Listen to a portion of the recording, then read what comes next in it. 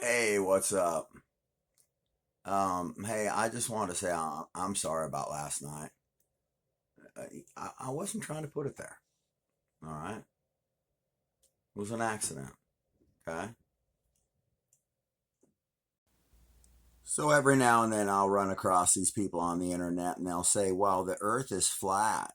Okay, well let's take a look at this right here. If the Earth was indeed flat and we were under a bunch of domes and stuff like they're saying, these flat earthers and stuff say that we're under these dome worlds and this and that. How would a pole shift not affect a flat surface as well? Because it would. A pole shift could affect any object, regardless of whether it was square, flat, round, or whatever. A pole shift, magnetic and physical pole shift of Earth, like this is the physical portion right here. A pole shift could affect any sort of an object. Why do I think the Earth is round? Well, the sun is round and the moon is round. So one would go to assume that the Earth is as well. So I don't believe this flat Earth theory, but even if it was flat Earth, it could still tilt as a result of magnetism and mass from an incoming object that is way, way huger than Earth. Now, we were talking on a couple of the other episodes about how Earth's continents are drying out and deteriorating at unprecedented rates according to new satellite imagery. Now, what are we going to do when Earth dries out like this? What if Earth does indeed dry out? What if the water recedes back underneath the ground? So we could end up having some reverse effects like the ones seen on Mars from a pole shift, couldn't we? So let's remember that. Cracks have started appearing all over Earth. Everybody knows that Africa is cracking. Everybody knows that there's cracking appearing in New Mexico. I believe Wyoming's having fissure cracks appear. A lot of cracking going on. India. We'll show some more photos. As Earth starts to tilt, there will be cracking. And I mean massive cracks. Entire sections of land could break off and go into the sea or go elsewhere. Who knows what's going to occur in a pole shift? It's going to be dramatic, I can assure you of that.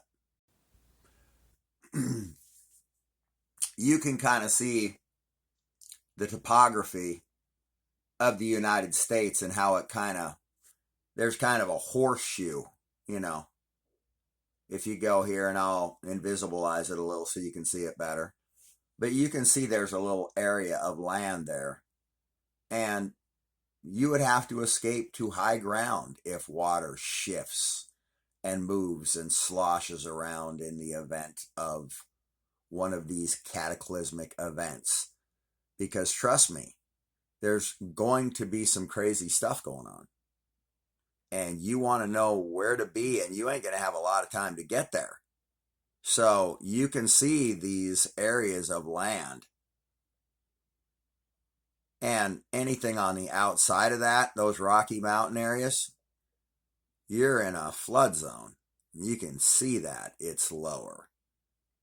So you can see the little ridgeways and where it starts to break downwards to the shorelines. And in those areas, you're screwed. Water's going to come racing up on there and just terrorize everything on those coastlines. And that's just legitimate facts. You can just see the topography of the United States right there. And you could tell where you'd want to be and where you wouldn't want to be. Let's take a look at this again. Look at this map of Cali. Would you seriously want to be down in that lower area down in there in the event of a major earthquake? Well, I tell you, that area would fill up with water and would be an inland sea, and that could happen in minutes. And it doesn't matter if the water is 10 feet deep, you can see that that area right there indeed once was an inland ocean.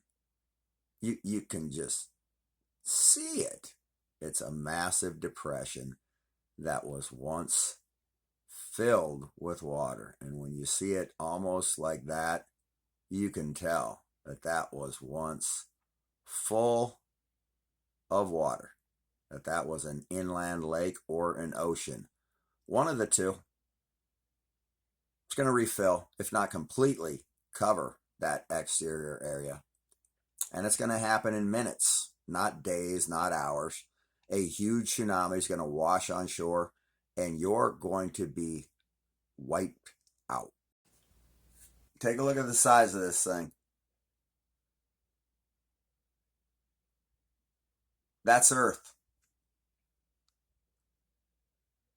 Up there in the corner. Look at the size of that object. How do you think we're going to do? I'm not liking our chances right here. I'm telling you one thing, that looks pretty bad from the perspective of just, you don't got to be a rocket scientist to look at that picture and go, wow. So that thing is going to be close to Earth, and it rotates the opposite direction of us. And that little thing down there is Earth. And that big thing over there is it.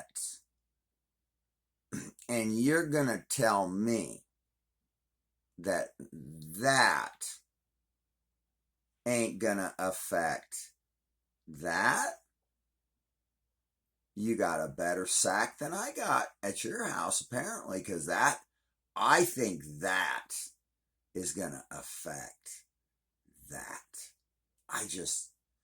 It looks like it has the potential to really mess with an object that much smaller.